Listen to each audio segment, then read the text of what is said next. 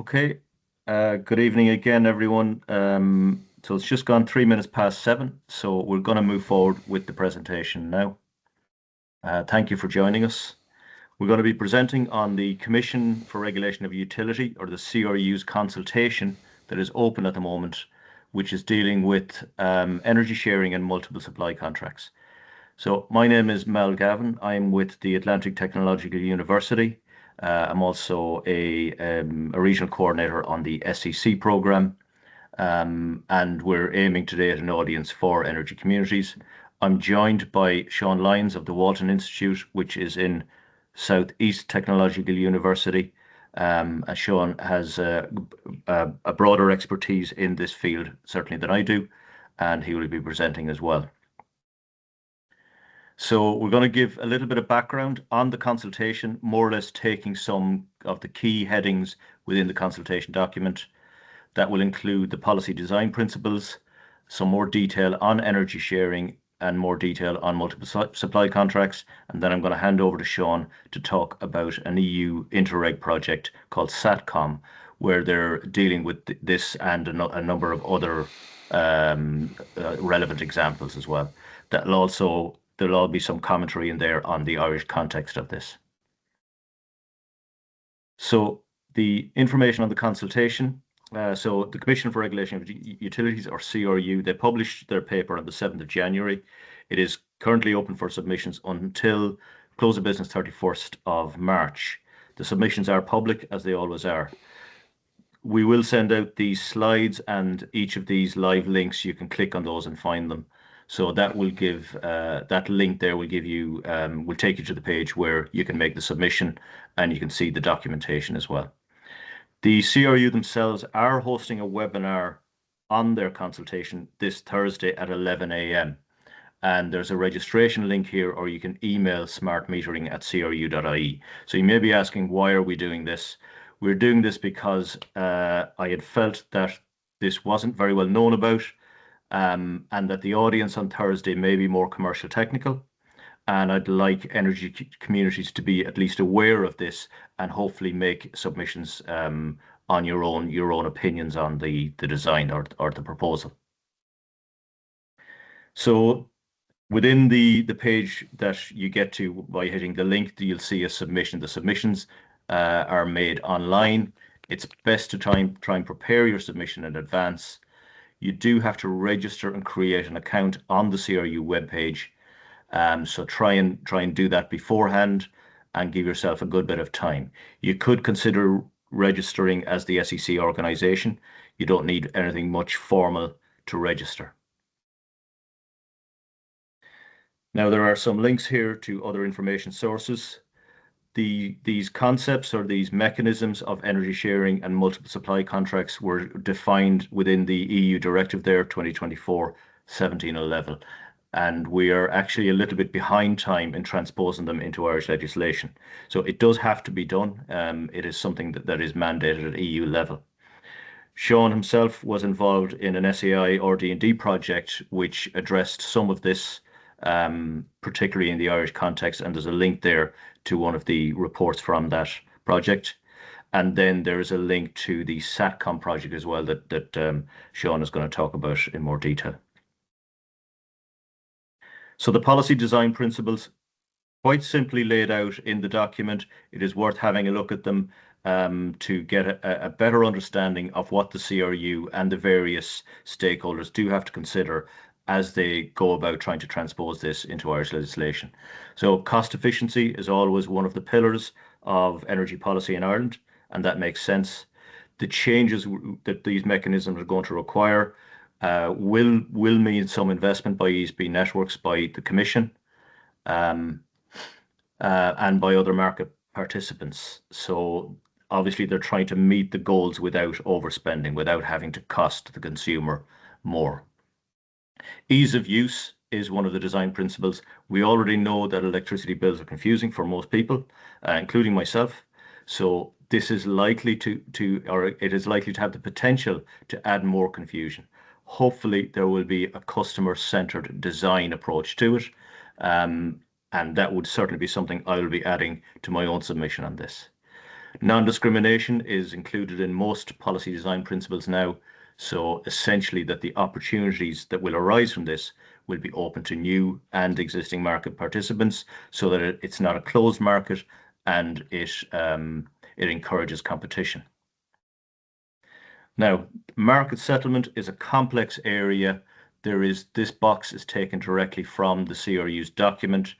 It gives you a very summary idea of the electricity market settlement that happens on a 30-minute basis. Electricity pricing in real time is extremely complex at the moment. So it's not something I'm going to try and explain here. I wouldn't be able to. But there is another link there. If anyone is interested, you'll get some background on that. Now, prioritization of services is a key design principle here. No matter what happens with these new mechanisms, the key thing is that everyone still has access to electricity by whichever supply it is. So that has to be maintained. So those are the policy principles. There is more detail, obviously, in the document. So we're going to start looking at energy sharing now. I've got references here to the various document sections. If you want to jump to them, you'll find them. The first version of energy sharing referred to is bilateral agreements. This is where energy is shared from one customer to another, or between separate premises owned by the same customer. The energy is shared along the existing grid that's operated by ESB networks. So this is not private wires. Private wires is not included in this consultation. It's not factored into it. Because of that, then, because the energy sharing will be using the ESB networks grid, then grid charges will still apply. So an example here of bilateral agreements, in the next two slides, you'll see this evolve. This is the current scenario where we don't have electricity sharing. So house number 1 has no solar. It consumes 10 units of electricity. So its bill is based on 10 units of electricity. House 2 does have solar. It consumes 5 units of electricity. It generates 10. It exports 5. So its bill is based on -5 units of electricity. In an energy sharing scenario where there was a bilateral agreement between house 1 and 2, house 2, instead of exporting its 5 units, would simply share its 5 units with house 1. And you can see the impact there on the bill. That's just in units. That's not necessarily related to the cost. The cost may be different depending on whether you're consuming the unit from the main supplier, from your neighbor, or exporting. So the examples for the bilateral agreement, the simple one we've just seen there, neighbor to neighbor. Businesses between business premises that are under the same ownership. So you could have one of the examples proposed is maybe a chain of supermarkets selling excess to each other. And then there's business to business. So businesses just selling their excess to another business, or a hospital, or something that they enter into an agreement with. So those are the examples offered in the CRU document. There's quite a lot of flexibility proposals built into this, or suggested at this stage. So you could have more than one bilateral agreement, and you could have a choice on the time of day for sharing, and even the percentage of sharing to different receivers. So you can see that the complexity starts to build as soon as you start to think about this in any detail. That last example there, where you're looking at sharing at different times of day, this is an example of that. So we could have 2 neighbors, not necessarily semi-detached, but let's say 2 neighbors, one with an east-facing roof and solar panels, one with a west-facing roof and solar panels. So in the morning, house B could be sharing some of its excess power with house A. And then in the evening, afternoon, house A could be sharing its excess with house B. So I'm very happy with that little transition. I'm just going to run it once more. Okay, so that's just an example there of a bilateral agreement.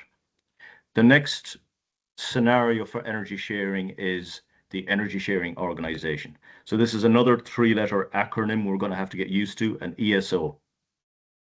It's yet to be defined in legislation, so that is part of the work that has to happen after this consultation. The ESO would manage energy sharing agreements on behalf of registered members. The registered members could include those with renewable generators and those without. So you could be simply a consumer in that as a member of the ESO. You could be a consumer and a generator as part of the ESO, and you could simply be a generator as part of that ESO.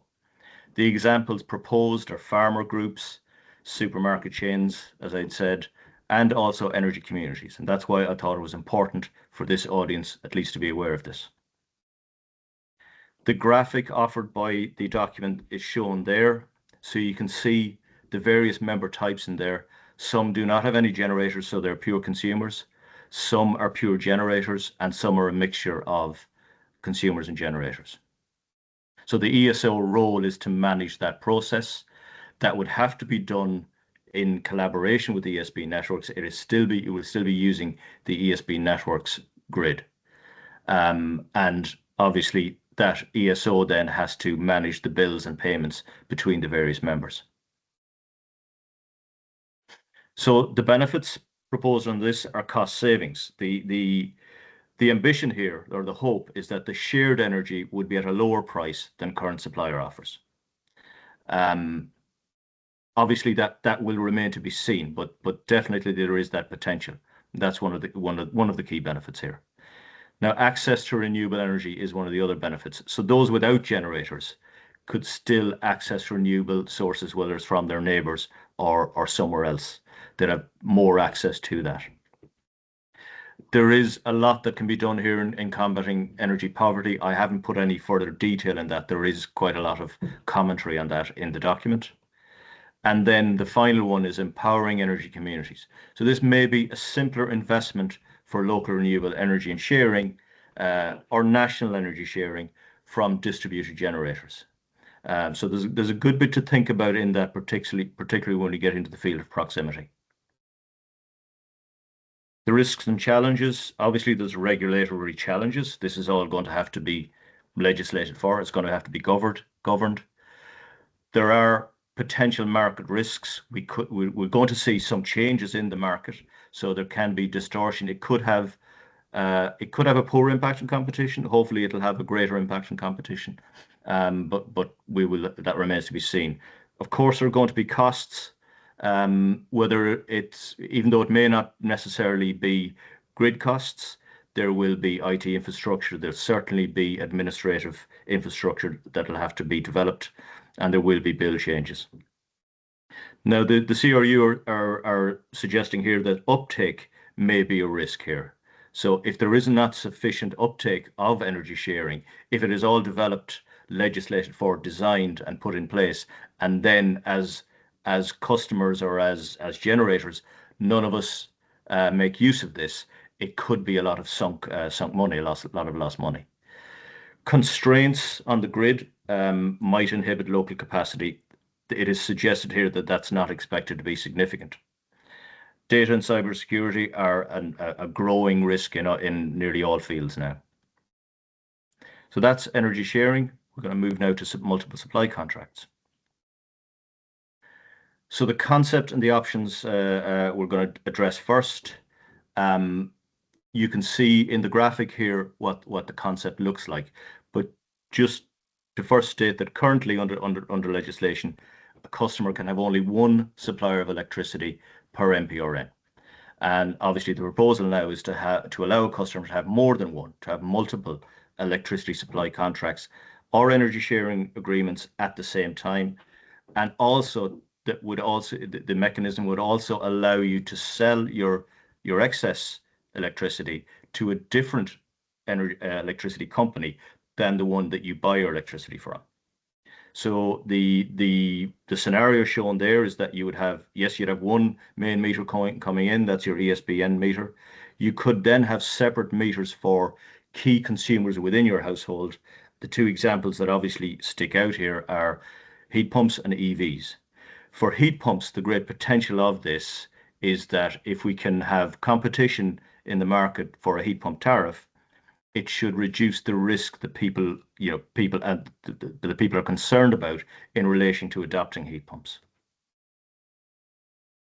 So option one there are two options suggested in the document. Option one is that the proposal would allow customers to have more than one electricity supply contract, which is more or less through multiple electricity suppliers at the same time. This is more or less how the directive is written, how the EU directive is written. And a customer could also sell exported electricity to separate electricity suppliers. So then you'd have your ESB and smart meter as the primary meter, and all sub meters would be calibrated to that. So ESBN will obviously have a role in this still. Option two then is still to allow customers to have multiple electricity supply contracts, but through one electricity supplier at the same time, not through multiple. So that's quite different. So you can make up your own mind as to whether that would be an improvement in terms of competition or perhaps a reduction of competition. Now, the benefits and risks are listed as well for multiple supply contracts. A lot of them are similar or seem to be overlapping. So the benefits: greater competition, more flexibility, cost savings being the key one, encouraging uptake of time of use and dynamic tariffs and smart devices, and of course it supports innovation. If this goes ahead, one of the things I hope we will see is a lot of market innovation, a lot of companies offering better ways to manage energy, maybe more so in businesses, but hopefully as well in households. The risks then, it is suggested in the CRU document that it might undermine competition. So it may water down some of the market for some suppliers and make it less attractive to them. I believe that's the proposal they're suggesting is a potential risk. There will obviously be a cost for implementing this. There is also the same risk again of low uptake, particularly due to the cost for submetering. And it's also been suggested here that if we have dynamic tariffs, these are time of, more time of use tariffs, that this option may be redundant. So again, you can all make up your own minds as to whether you think that's a risk or not, or a viable risk. So I'm going to hand over to Sean now, and Sean is going to talk through the project that he's working on. Sean, if you want to take control. Thanks, Mel. You can all see.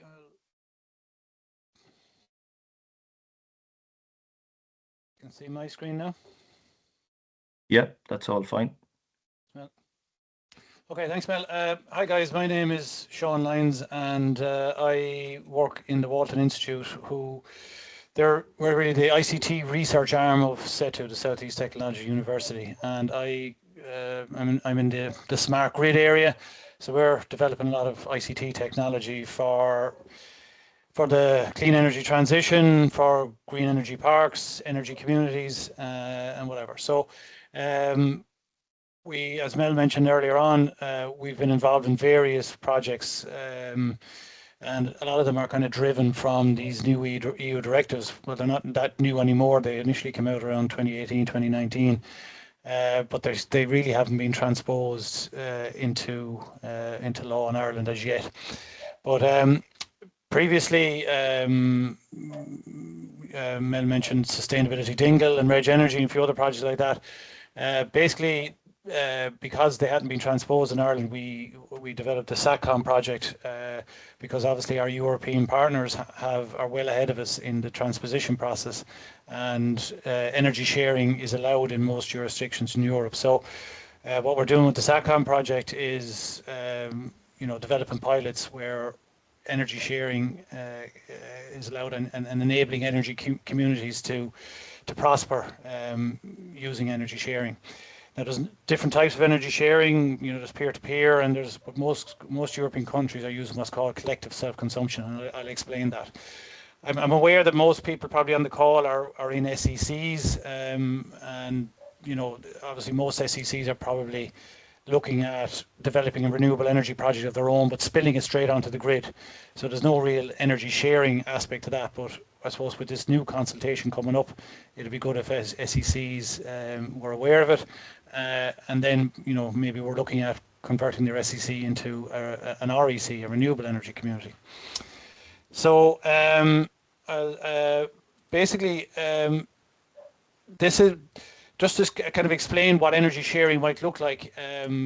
So obviously, if this could be an industrial park or whatever, and company A here has a small little bit of renewables on their roof, solar panels or whatever, just enough maybe for their own consumption. But obviously, you know, all these companies probably have different energy profiles. Some might work weekends, some are busy in the summer, some are busy in the winter. And if that company puts on more renewables than maybe it needs at the weekend or whatever, it will spill energy, and that energy will go out back through that meter. But those electrons will flow into the factories that are geographically close to them. And proximity in energy sharing, proximity is a major concept, because physical energy sharing means that, you know, if your grid is connected to your next door neighbor, which it will be, when you spill energy or when you have energy to share between you, those physical electrons will flow into your neighbor next door. Unfortunately, proximity has been mentioned whatsoever in this most recent consultation, probably because the CRU did a consultation on proximity requirements for renewable energy communities recently, and they appear to be of the opinion that they don't want physical energy sharing because it does add complexity, and it appears to be their view that that you will be allowed to share energy anywhere within what's called the bidding zone, and the bidding zone in Ireland is the whole country. So potentially they're saying you can share energy between Donegal and Kerry, where obviously the electrons, if a guy in Donegal is spilling energy, the electrons are not going to flow to Kerry. So the reason that's important is that if you are spilling energy and you want to try and maximize the sustainability of an energy community, which an energy community is always going to be local, you would need to, you know, have mechanisms that you can balance this, so if you want to maximize the amount of renewables and battery systems that you put in. So if you have an energy community now that potentially can take control of their own energy profiles, they could aggregate all of their energy demand together and then design a renewable energy system to suit it. And in this case, I'm saying that they're all behind a substation or a transformer, and even if you can't spill anything back out onto the main grid, even if, you know, your export capacity here is zero, you could still put a lot of renewables in here, but you would probably need prediction and optimization systems, and that's a lot of what we do in the ICT systems that I mentioned. So it is a more complex area, but it does give you a lot more rewards because you can put in a lot more renewables because you're really sweating the assets of the local grid. Okay, and that's kind of the optimization type stuff that we're working on. So that's just to kind of show what an energy sharing energy community might look like. This is just a little bit of background on what the EU directives came out, you know, 5-6 years ago. You know, active consumers might be someone that just turns their washing machine on at a different time to suit a tariff. A renewable self-consumer might be just someone that has solar on the roof. But then when you're starting to get into sharing, when you get up here, so if you get 2 or more people working together, they're jointly acting, and then you've got 2 terms up here. One is a citizen energy community, and one is a renewable energy community, CEC and an REC. They have a lot of similarities, and I suppose for today's call, you could more or less take them as the same. And what we'll be looking at is renewable energy communities. And obviously, if you're to do any of this energy sharing, where you've got certain responsibilities, you need to have a legal entity to make sure you're maintaining grid codes and abiding by all the rules. So the reason we did SACCOM, as I mentioned, is that this is now allowed in Europe. So we've got trials running in France, Spain, 2 in Spain and 1 in Portugal. And we also have a trial in Ireland, which I'll get to. But the Brittany one, they all have proximity rules. And in France, it's a 2-kilometre radius. But in rural areas, they've increased that to 10 because obviously there's less, the population is less dense. So anyone in this area can share energy with another group. So the trial that we're actually running here is all local authority buildings, and they have a number of buildings which will have solar on them. And obviously we're predicting the load and the solar generation to try and maximize that. So all that energy will stay within that zone. Okay. Talk about the legalities of it, you know, and Mel mentioned an ESO. What they have in France is this organising legal entity. It's an OLE, and you also have balancing responsible partners, because again, in this, it's not like putting on as much renewables as you want and spilling as much as you want out onto the grid. It has to be done within the constraints of the energy community and the proximity requirements.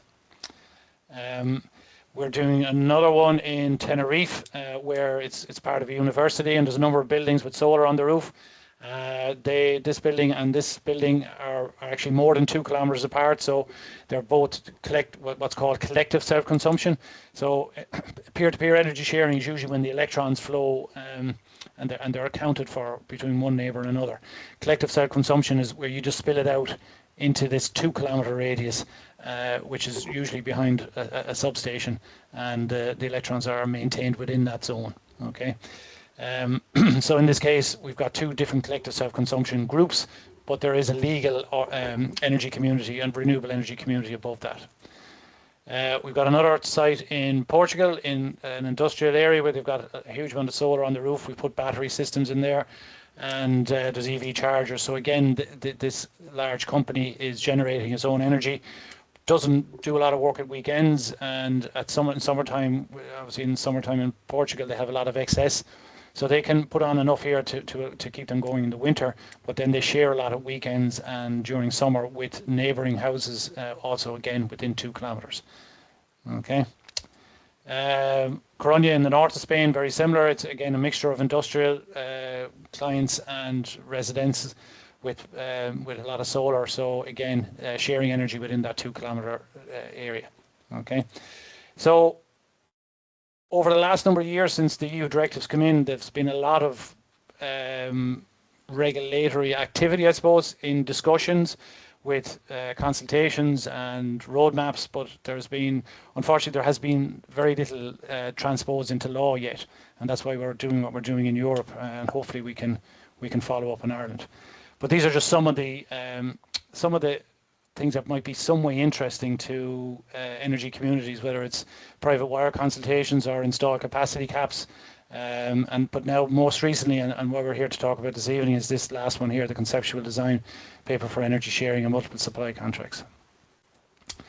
So what we're doing then in the Irish trial, obviously we can't do anything physical because it's not legal yet to do anything here. But our pilot site is in Dingle in West Kerry, and it's an office block. And it gets supplied by a feeder to a transformer here, and there's 9 offices within this office block. The transformer is here in the car park, and it's fed into a plant room, and the plant room then has 9 meters. Each office has its own meter, and obviously this office wants to make itself as sustainable as possible. And during this project and previous projects, we've put in quite a bit of solar and 2 different battery systems. So this office has the ability to make itself completely sustainable. However, we have to connect in the solar and the battery, we have to connect it into a meter. And so we obviously connected these into the 2 meters that have the largest loads. Okay, but at weekends and other times, there is excess solar, and when we have the battery fully charged up, it will spill out back through this meter. And even though it stays within the building, and even within the plant room, the next meter is literally 6 inches away on the wall. It is out on the grid then, and this neighbour will receive those electrons, but he will pay for them as if they came from hundreds of miles away. They are out once it's out on the grid. You pay all your network charges. So obviously there's no energy sharing here. So obviously we've been engaged with the regulator and other stakeholders trying to bring best practice that we're learning in Europe back to Ireland. And what we're looking at here is obviously this is the multiple supply contract that Mel mentioned. But what it does open up is that you will now be allowed to have sub-meters behind your main meter, okay? And potentially within a single premises, because it does mention single premises in the directive, within the single premise, that we may be able to put a master meter here, and at each office potentially could be a sub-meter, okay? So it would mean rewiring it, but it does mean that potentially within a single building you could do energy sharing with no network charges because you're not using the grid. Okay, and that's what we're looking at.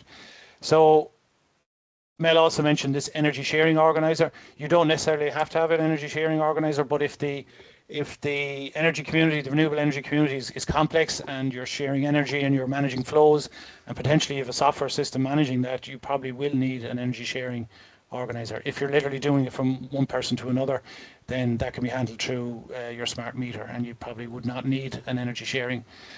But I suppose what we're really trying to do is to see can we leverage both of these aspects, the multiple supply contracts and the energy sharing aspects of the consultation, to see can we do energy sharing without network tariffs at this point just within a building, but at least it's something that might be possible now. So so bringing back my initial point about proximity is so important, because if you're sharing energy between Donegal and Kerry, like I mentioned earlier, then you're using all the network and then you should pay for it. So there's no real advantage in sharing energy hundreds of miles away, because the electrons they're not the same electrons. Whereas in a single premises, or even in an industrial park where all the factories maybe are side by side, you could maximize the sustainability of that and balance it with lots of renewable energy, battery systems, and with prediction and optimization systems, match it to the load demand of the whole aggregation. That allows you to put in a lot more renewables and smart grid systems, and it allows you to increase the amount of renewables that Ireland Inc. will have.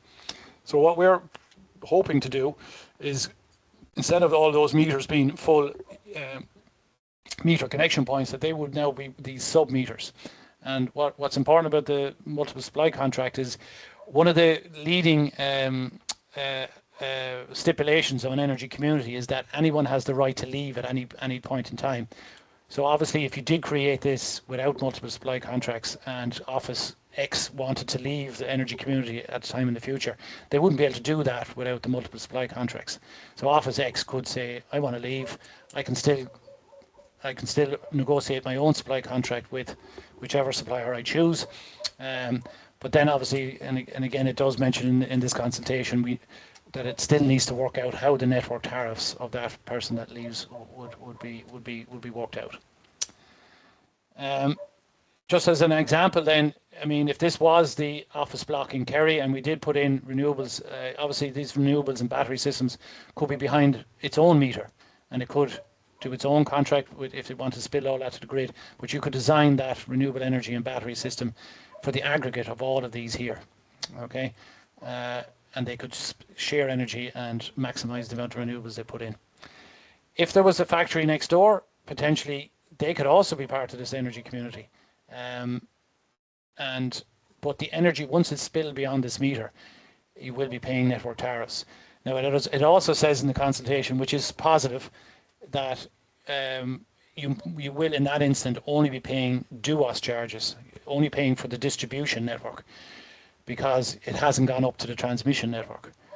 And as well as that, then, if you had another entity in Donegal, they could also join the energy community because they're within the bidding zone, and they would actually be paying the same charges as the neighbour next door, which I don't think is fair, but that's the way they seem to be interpreting the rules. So we would be very strong on that. They should be incentivizing proximity, but they don't appear to be interpreting the rules that way, unfortunately.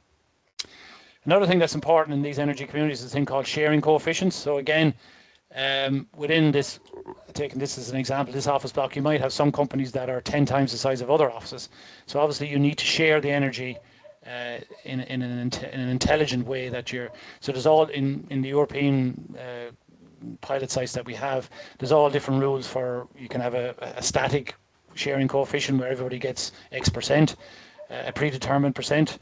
You can have dynamic coefficients where, as I said, one company might be much busier than another at the weekend, so there's no point in giving a lot of energy to a company that's shut down at the weekend. So the dynamic will look at it'll be proportional to your demand at that time. So there's mechanisms to allow you to do that, and we're incorporating them into our software systems. So why energy communities and why energy sharing communities? So I suppose it allows communities to get involved in the energy transition, at a way that makes them that they can maximise their own sustainability. It allows you to put in a lot more renewable energy in your locality than might be allowed. Again, if you say I want to put in factory A, I want to put in a megawatt of solar on the roof, and then factory B next door says they want to put in another megawatt, often the capacity mightn't be in the grid to allow that to happen, because ESB networks will look at it from a worst case scenario, that if the two of them are exporting the full amount at the same time. But obviously in an energy community where you have prediction and optimization and you're balancing it, you can manage that and use batteries and design the renewable energy system to suit that. It can facilitate aggregation. So individuals would find it very hard to be in with aggregation and flexibility markets, but again, if you're part of a much larger energy community, it would allow you to get involved in that market. Reduces system losses, so the energy is traveling much less, so it's not even using the transmission system, so losses are much less.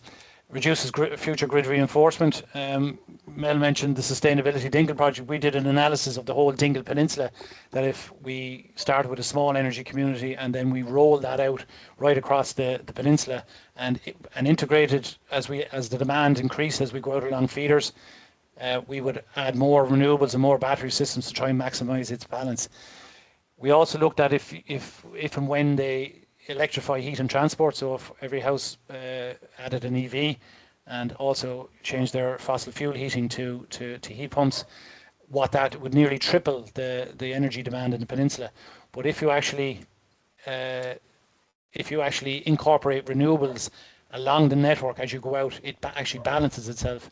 And an electrical study was done on it to say that the grid could actually take that tripling of energy demand if it was done by incorporating renewables along the feeders. It's a better utilization of the existing network, so you're sweating the assets a lot more. I've mentioned proximity clause. I think that can only happen when it's physical trading. It won't happen when it's virtual. It allows communities to track green credentials, and it will also provide a business model, because now it's in the interest of that community to do so. So this CRU consultation, obviously, this is the way we'll be responding to it. Obviously, there's no mention of proximity, and we'll be saying that there should be, and that will allow either physical energy sharing or what's called collective self-consumption within a maybe a 2 kilometre zone, as is done in Europe. We'll be also saying that why only single premises? Why can this only happen in a single building? If it was in an industrial park, why couldn't that be turned into a green energy park? Because all of the meters are there, and a lot of these parks, they've got a single landowner, so it's not like building a private wire or building a private network. It adds value when it's proximity, and that can be rewarded. You can't really incentivize something. Not sure why this has changed the lettering, but that should say incentivize. Like obviously, if you can integrate, the only way you can incentivize energy sharing is if you can reward it. And when it's physical energy sharing, it provides a value, like I just mentioned. When it's virtual, the value is much lower, so it's much harder to incentivize it.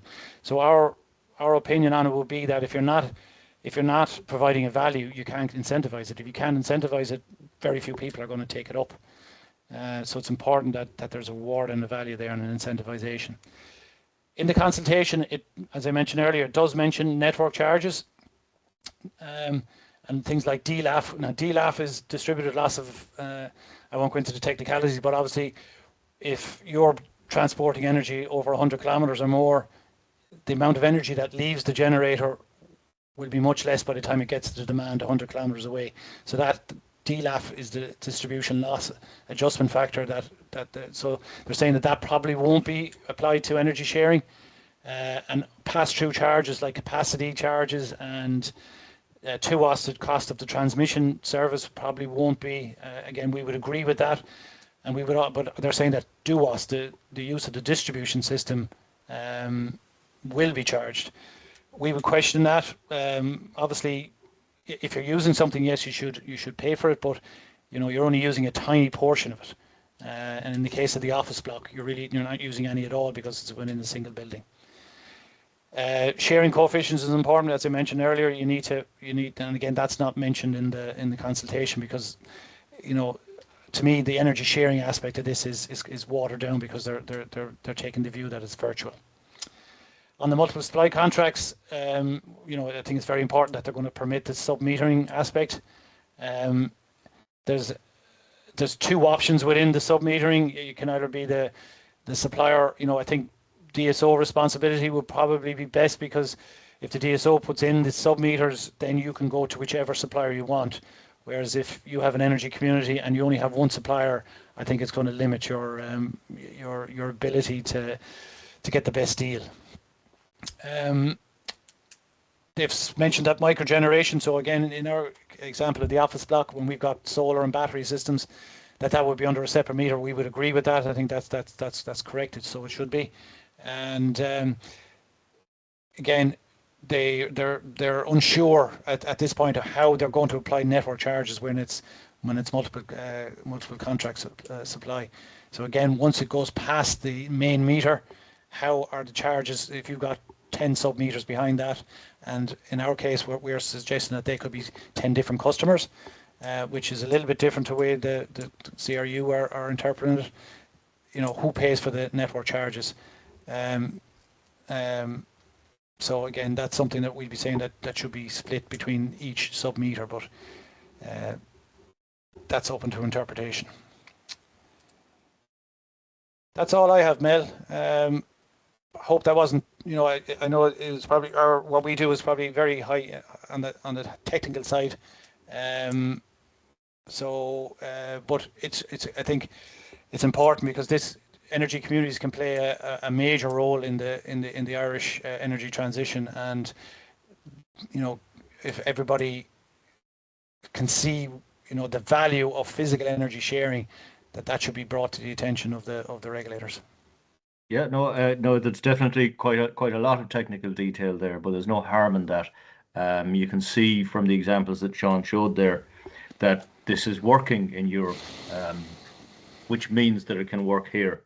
And I hope the point around physical sharing as opposed to virtual sharing makes sense.